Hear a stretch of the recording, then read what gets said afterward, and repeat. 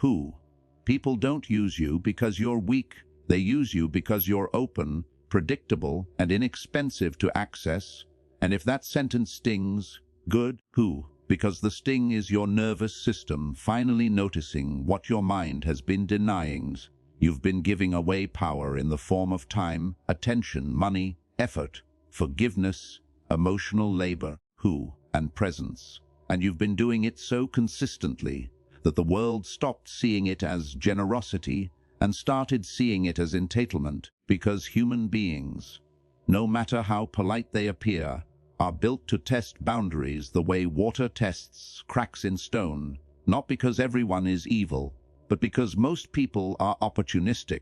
Who, and opportunism is not a personality flaw, it's a survival algorithm. So if your kindness has no edge, no cost, no consequence, it becomes a resource, and resources get consumed. Who? You've been told that being good means being available, being understanding, being patient, being the bigger person. But here is the dark psychological truth hiding under that soft language. Who? Good person.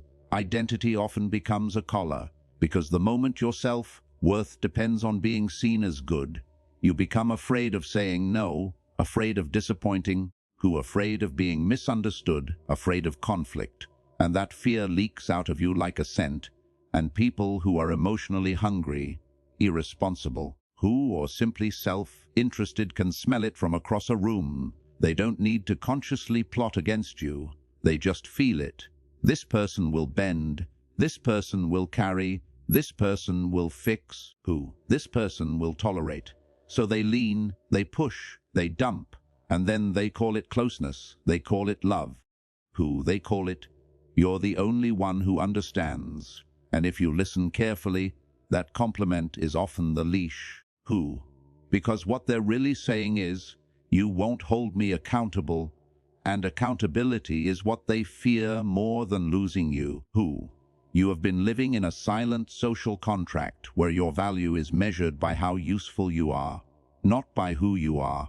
And every time you rush to rescue, every time you reply instantly, who? Every time you over-explain, every time you forgive without change, you teach people the same lesson: access to you is cheap, and cheap things get treated cheaply.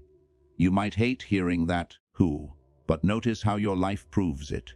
How many times have you been the emergency contact for someone else's chaos, the unpaid therapist, the free labor, the emotional sponge? Who? The person they call when they're broken, but forget when they're stable. Who? The one who gets, I need you, texts that are really, I need what you provide. And how often have you accepted that as intimacy because a part of you still believes being needed is the closest thing to being loved? Who? That's the trap, and it's old.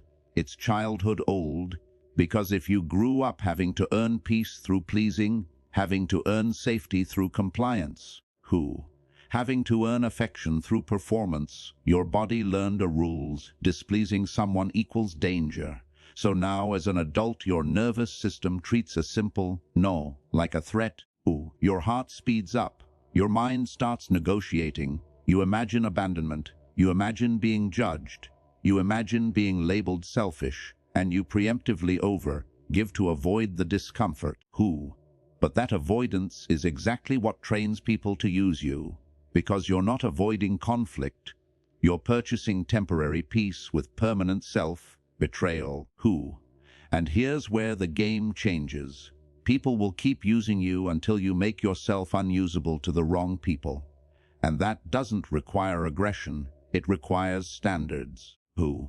Because standards are boundaries you enforce with behavior, not speeches. And the reason your boundaries haven't worked is because you've been treating them like suggestions, like polite requests. Who? Like negotiations. And you've been trying to convince people to respect you with explanations, with context, with emotional paragraphs. Who? But the moment you explain a boundary to someone who benefits from you having none, you've already lost, because you just entered their courtroom and accepted their authority to judge your decision. Who? Understand this: whoever is answering is losing frame. Whoever is justifying is in the weaker position. And if someone has a pattern of taking from you, they are not confused about your boundary. Who? They are testing how serious it is. So the solution isn't a better explanation. The solution is a consequence that teaches. Consequence is the only language that manipulative, entitled, who, or emotionally immature people truly respect. Because consequence changes their cost-benefit calculation, and they live by calculation even when they pretend they don't. Who? So what do? First, you learn the parasite test, the simplest experiment on earth. Stop replying instantly. Stop rescuing. Stop offering. Stop over-functioning. Who? Stop volunteering yourself as the solution and watch what happens. Because healthy people adapt, they respect, they ask, they adjust, but users punish. Who? They guilt you with, you changed. They shame you with, you're selfish. They weaponize your empathy with, after all I've done. They create fake emergencies. They withdraw affection. Who? They start drama. They recruit outsiders. They try to make you feel unstable for having a boundary. And that reaction is not proof you did something wrong. It's proof you removed a supply line. Who? Your job is not to argue with that reaction. Your job is to observe it like a scientist. Who? Because the relationship reveals itself the moment your usefulness decreases. If the connection collapses when you stop giving, it wasn't connection, it was consumption. And yes, who? This will feel cruel at first, because you're addicted to being the one who keeps things together, and there's a hidden ego in that addiction, the ego of the rescuer. Who? The hero identity that says, I'm the strong one, I'm the reliable one, I'm the one who doesn't need anything. But that identity is expensive. It costs you rest. It costs you joy. Who? It costs you self-respect. And worst of all, it attracts people who want a caretaker, not a partner. So your next move is the scarcity switch. You become less available, not as a game. Who? As a truth. Because your time is not infinite. Your energy is not infinite. And anyone who acts like it is can't love you properly. Scarcity is value protection. Who? And its psychological law. What is always accessible gets taken for granted. What has limits gets respected. So you stop being the free option. You stop being the always yes person. Who? You stop giving immediate emotional access. You stop lending money you can't afford to lose. You stop answering every call like you're on payroll. Who? You stop dropping your priorities to manage someone else's mood. And you replace all of that with short, calm, unnegotiable language. Who? I can't. No, that doesn't work for me. I'm not available. I won't be doing that. And then you let silence do the heavy lifting. Who? Because silence is a boundary's bodyguard. Silence refuses debate, refuses negotiation, refuses the trap where they drag you into explaining until you feel guilty enough to comply. Who? And your nervous system will panic at first, because you're used to buying peace, you're used to being liked, you're used to being understood. But respect does not come from being understood. Who? It comes from being consistent, and consistency is where most people fail, because they set a boundary once, and then break it the moment they feel tension. Who? And breaking your own boundary teaches people a violent lesson. Your no is temporary, your no is emotional, your no can be worn down, which means your no is not real. Who? So you rebuild yourself through micro-discipline. You choose one boundary and enforce it even when your voice shakes, especially when your voice shakes. Who? Because that shaking is the old programming dying. That shaking is the child in you learning it won't be punished for having needs.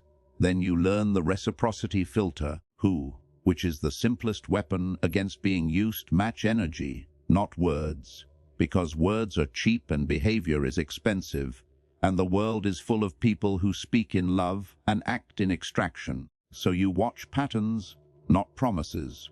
Do they show up when it's inconvenient? Do they reciprocate without being asked? Do they respect your time? Do they accept no without punishment? Who? Do they repair when they harm? Do they take accountability? Or do they always have reasons, always have excuses, always have sob stories that somehow end with you paying the cost? Who? And here is the most uncomfortable truth. Some people will only treat you as badly as they can without losing you. Which means the moment you prove you can be lost, the dynamic shifts. Who? Because absence is the ultimate boundary. And that's why the strongest people aren't the loudest. They're the ones who can leave without speeches. Who? Because leaving is the only consequence that can't be argued with. But understand, this isn't about becoming cold. It's about becoming sovereign. Sovereign means you stop negotiating your worth. Who? You stop performing goodness for acceptance. You stop paying for belonging. You stop chasing clarity from people who benefit from confusion. You stop fixing feelings that aren't yours to manage. Who? You stop carrying other people's consequences like they're your job. And when guilt rises, and it will, you learn to sit in it like weather, because guilt is not always a moral signal. Who? Sometimes guilt is withdrawal symptoms from people pleasing, and once you begin to live this way, something strange happens. Some people vanish, not because you became mean. Who? But because you became expensive, because you required respect, because your energy stopped being free, and they weren't in love with you. They were in love with access. Let them go. Who? Because the goal is not to keep everyone. The goal is to stop bleeding your life into people who treat you like a resource. And if you want to end the cycle permanently, who? You must do the one thing that scares users the most. You become willing to disappoint, willing to be misunderstood, willing to be labeled selfish by people who were benefiting from your selflessness. Who? Because the label is the last weapon they have when extraction stops working. And when you survive that label without collapsing, without over-explaining, without proving yourself, who? You graduate into a new social reality, the reality where your presence has weight, where your yes is meaningful, where your time is respected, where your boundaries are believed. Who? Where you're no longer an emotional charity, and from that place you can still be kind. But your kindness becomes a choice, not a compulsion, a gift, not a bribe, a warmth with teeth. Who? Not a softness that gets stepped on, because the world will always contain takers, but it will not always have access to you, not anymore. Who? Not when you finally understand the rule that changes everything. People will use you until you teach them that using you costs more than it's worth, and the moment that lesson lands, who? The game ends, not because you fought, but because you stopped being available for exploitation. And that is what power looks like when it's quiet. The moment you stop being cheap to access, who? You'll notice something unsettling. People will suddenly claim you've become different, and they'll say it with a tone that implies betrayal, like your boundaries are a personal attack. Who? But what they're really mourning is the death of convenience, because convenience masquerades as closeness until you remove it. And then the relationship panics, not because it's losing you, who? But because it's losing what it extracted through you. This is where most people fold, because they confuse discomfort with wrongdoing. They feel that tightness in the chest, that social pressure, who? That fear of being labeled cold or selfish, and they sprint back to their old habits to restore peace. But peace that requires self-erasure is not peace. It's captivity with better lighting. Who? And if you want to stop being used permanently, you have to become fluent in a brutal skill, letting people feel what they feel without you rushing in to fix it. The modern world worships empathy. Who?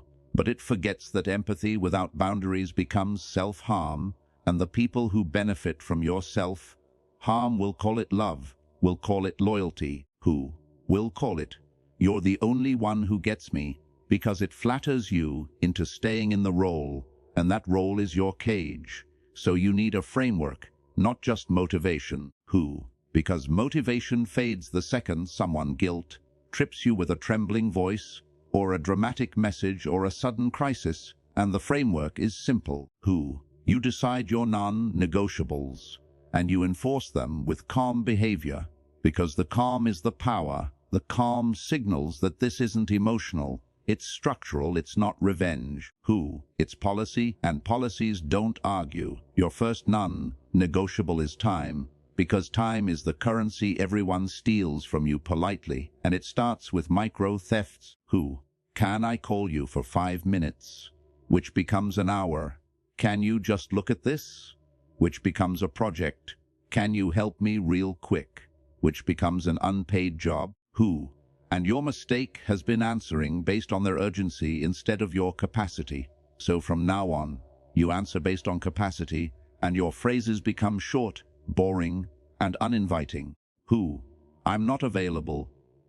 I can't take this on. I don't have the bandwidth.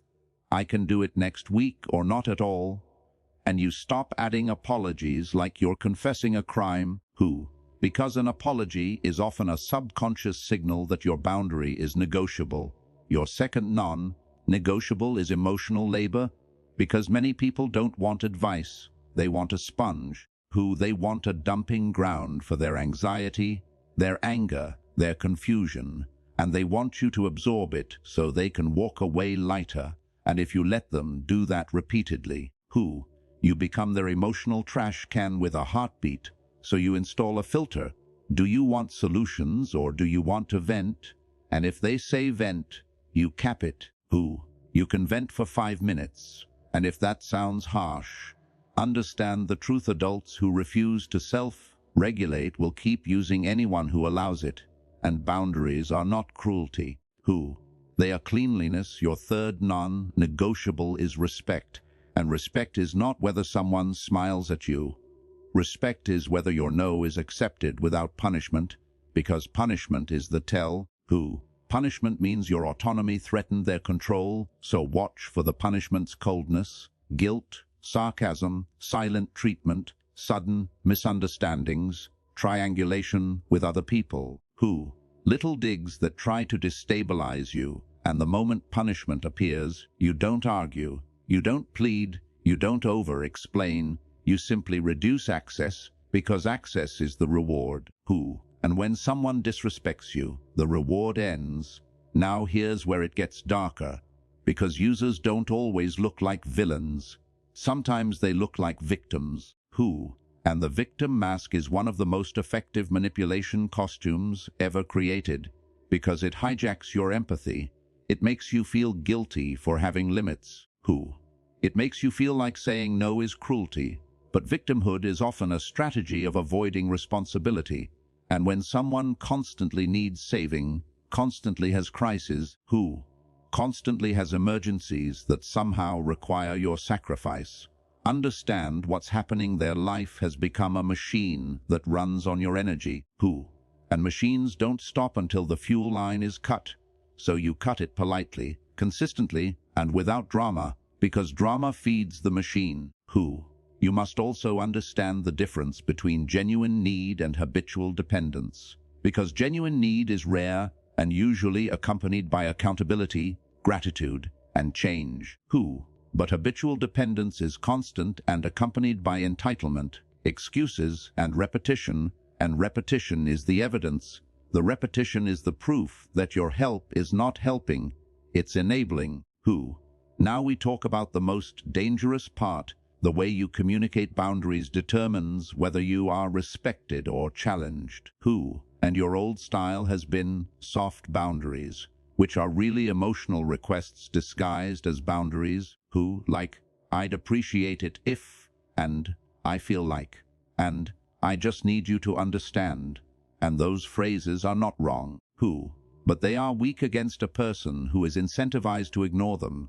Because to a user, a soft boundary sounds like an opening for negotiation. So you shift into hard boundaries with soft tone, which means your voice stays calm, but your content stays final. No, I won't be doing that. That doesn't work for me. I'm not continuing this. And then silence, because silence ends negotiations. And the silence will reveal who you're dealing with. Because respectful people don't panic when you're silent Only controlling people panic. Who? Because controlling people need your engagement to steer you, and when you stop engaging, they lose traction. There's also a strategic move here that changes everything. Who? Stop rewarding last-minute urgency, because urgency is a common manipulation lever, and many people manufacture urgency to bypass your standards, to force you into instant compliance. Who? To make you feel like a hero for saving them.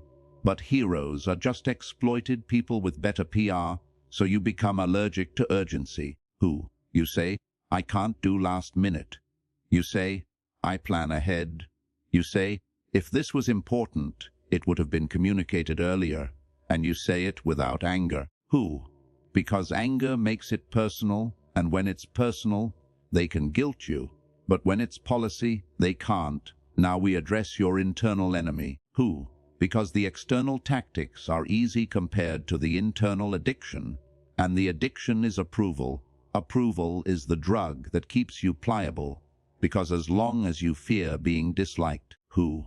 You will keep paying for acceptance with your energy. So you must detox, and detox feels like loneliness at first, because a lot of your relationships were built on you over-giving, and when you stop, the phone goes quiet, the invites slow down, the messages become less frequent. Who? And the old you will panic and interpret that as, I'm losing people, but the real interpretation is I'm losing parasites. Because real relationships survive boundaries. Who? Only exploitative dynamics collapse under them, and here is the psychological trick to survive the detox. Who? Replace I'm being selfish with I'm being selective, because selfishness is taking at the expense of others. Who? But selectiveness is protecting your limited resources so you can give where it matters, and that is maturity, not cruelty.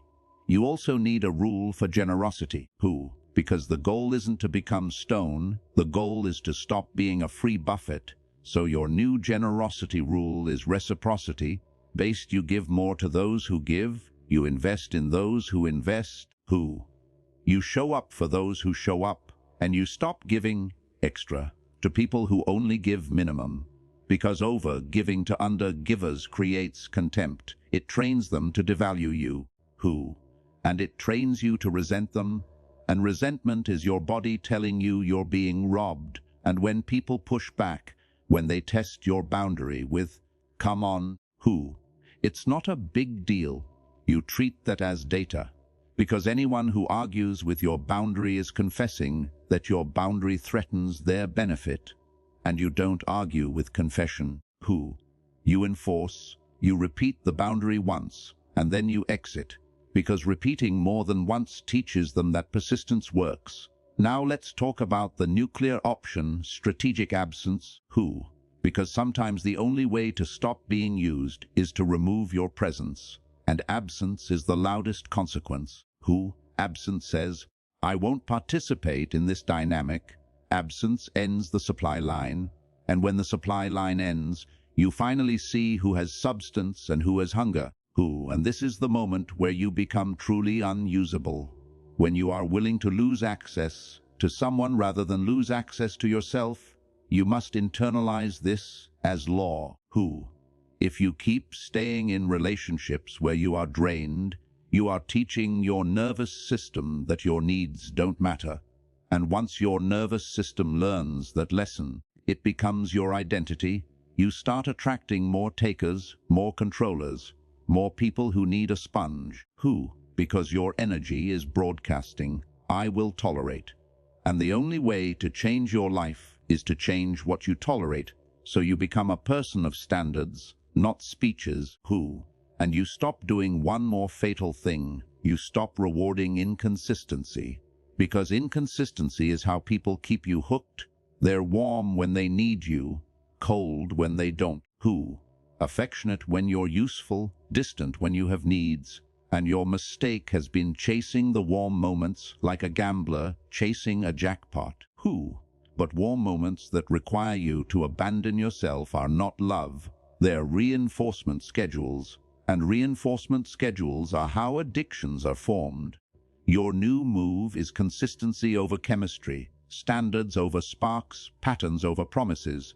And when you start living like this, the world shifts, not because everyone becomes good, but because your life becomes less accessible to the wrong people. And that's the real secret. You don't need to fix human nature, you just need to stop volunteering yourself as the easiest target.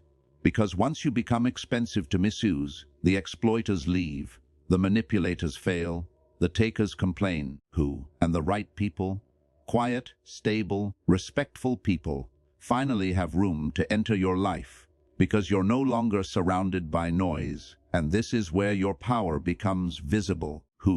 Not the power to dominate, but the power to choose, the power to say no without shaking, the power to let someone be upset without collapsing, the power to walk away without revenge. And when you have that power, people stop using you, not because they suddenly respect morality, but because your boundaries change the math, and the moment the math changes, the behavior changes. And that's the point, because the world is full of people who will take as much as you allow. But once you stop allowing, once you become selective, once your kindness gains structure, once your presence gains scarcity, once your no becomes real, you don't need to fight for respect. You simply become the kind of person that disrespect can't afford to touch.